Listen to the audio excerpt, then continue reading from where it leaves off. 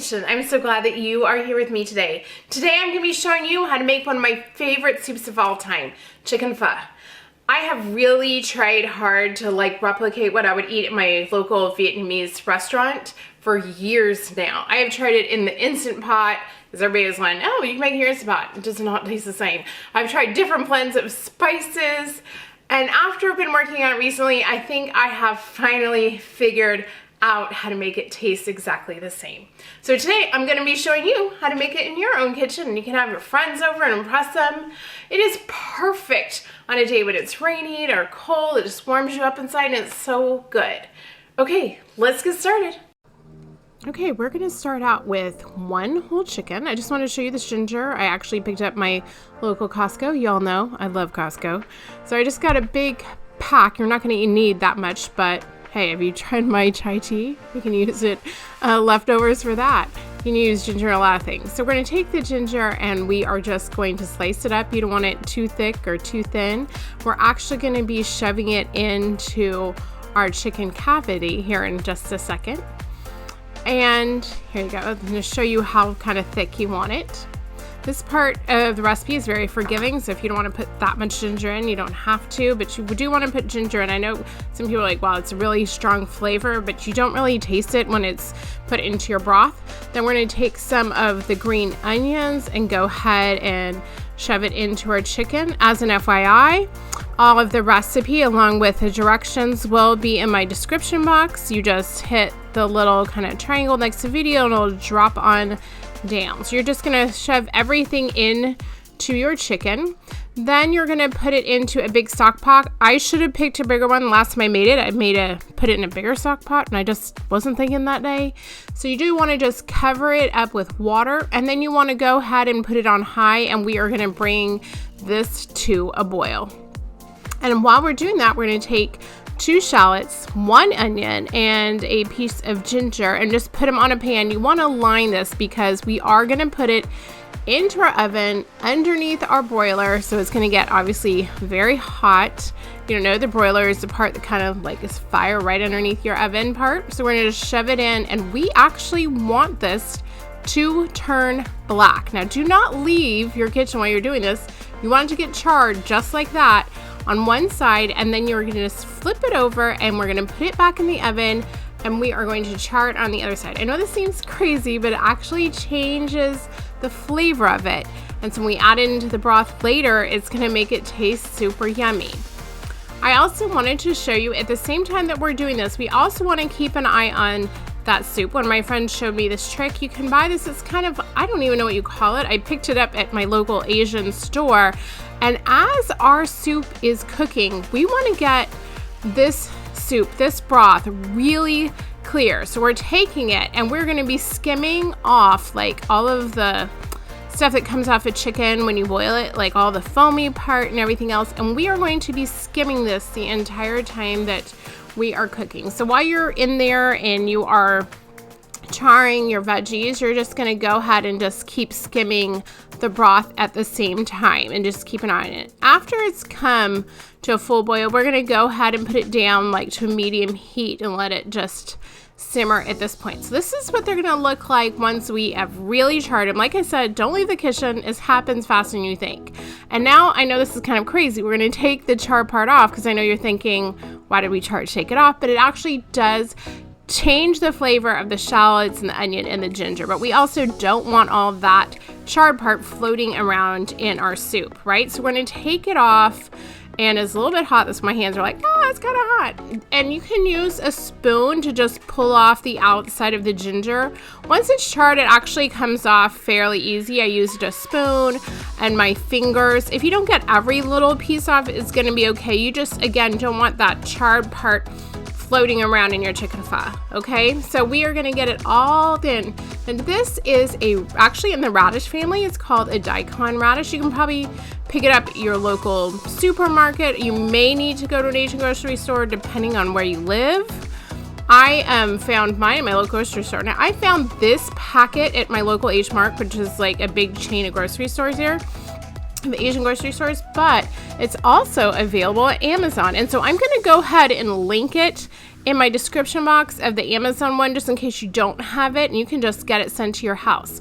Or I wanted to show you the ingredients just in case you can't find either, or you're not have access to Amazon where you live, and you can just figure it out by what's in there. I have tried my own mix, but I just find it's better just to buy them, because I don't want to buy like a huge amount of like anise or anything else. Like, what am I going to do with it? Okay, so, but granted, I have some of these around for my chai tea, actually.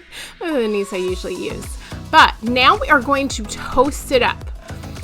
This is going to change how they actually taste. So you want to get it toasty. They're going to actually change to more of like a brown color, and you're going to see it change. It's also going to smell super aromatic in your kitchen. You're like, wow, that smells incredible. So once it's turned just a little bit golden, you can see it. This flavor pack is awesome because it comes with a little bag, which I like too, because you don't want these just floating around. So if you don't get this packet, you're going to need to find something to put it in, and maybe some cheesecloth or something like that, so it can be in your broth without, unless you're going to just strain it all. It's just a make mess. You're going to need to find like a little bag. That's why I love this one. Comes with a bag. You can just tie it all together. Now you're going to need some sugar. If you can have rock sugar, it's better. You're going to need some salt.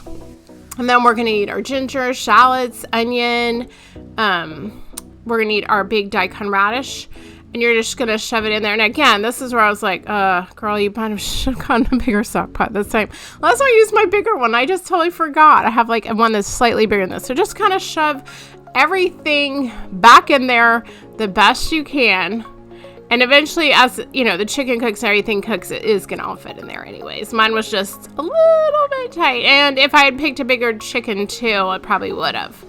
So you're going to just place everything back in your stock pot and just let it go. And we are going to cook this for, and the salt.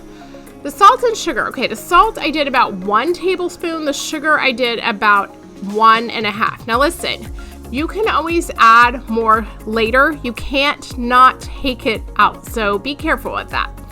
I cooked this for about an hour and a half, and I also kept skimming it.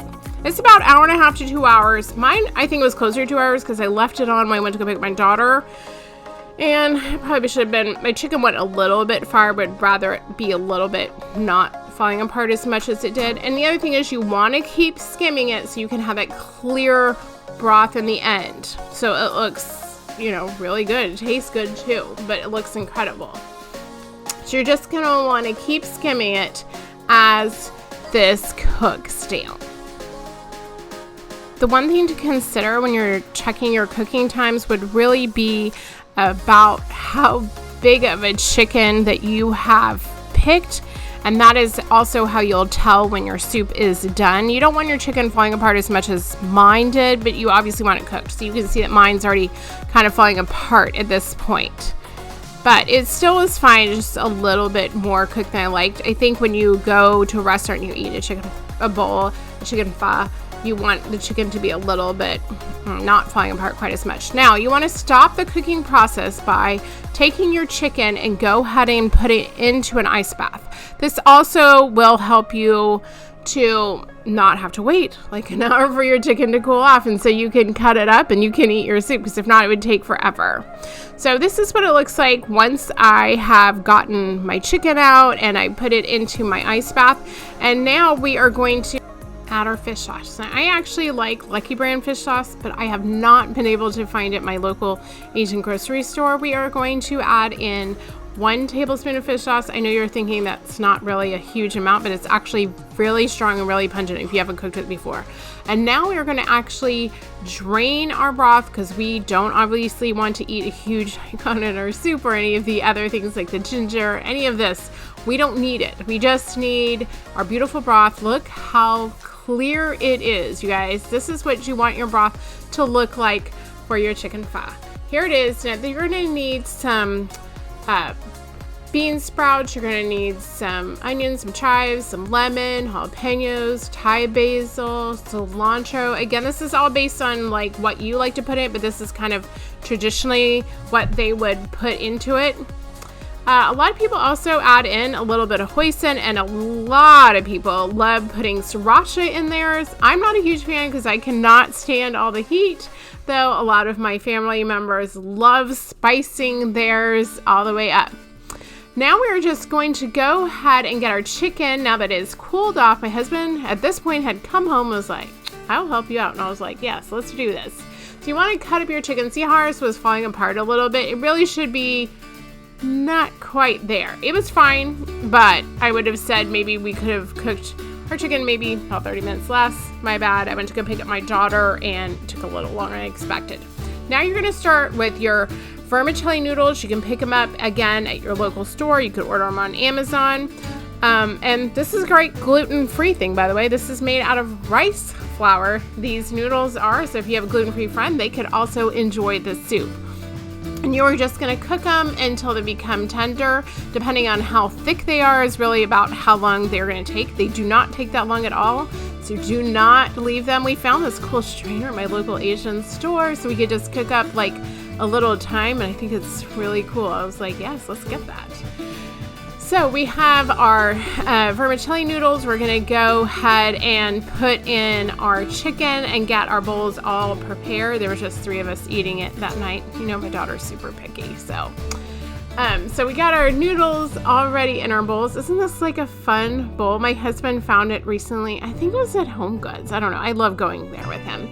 Then you're going to need to get your broth back on the stove, and you're going to get it to a just barely boiling, but you want it hot because remember, our chicken at this point is cooled off, our noodles are not super hot, and then we're going to add in our bean sprouts and our basil and everything else, and it's going to kind of cool off our soup. So you want it really hot. I know you're thinking, well, I want to eat it, but it's going to cool off because of all of your other ingredients. And so this is what it's going to look like, and then you're going to go ahead and put in all of anything you want. Go easy on the jalapenos if you don't like, all the heat. Some people do. I actually rather have the jalapenos than the sriracha. It's like a different kind of heat, I don't know. Just what I grew up on, I guess. Well, thank you guys for hanging out with me today. This was a lot of fun. Really enjoyed making this video. I hope you guys give this chicken pho a try. It is actually much easier than people would think, and it tastes so good. I'm sorry I didn't film me eating it. Okay, look, we are all hungry. It was ready. It was so good. We all just sat down and ate dinner together, and it's gone. Most of it's gone. So I know you will love it. Please give it a try. And before you leave, make sure you give me a big thumbs up if you loved hanging out with me. Make sure you subscribe if you haven't already, and I will see you soon. I love you guys. See you soon. Bye-bye.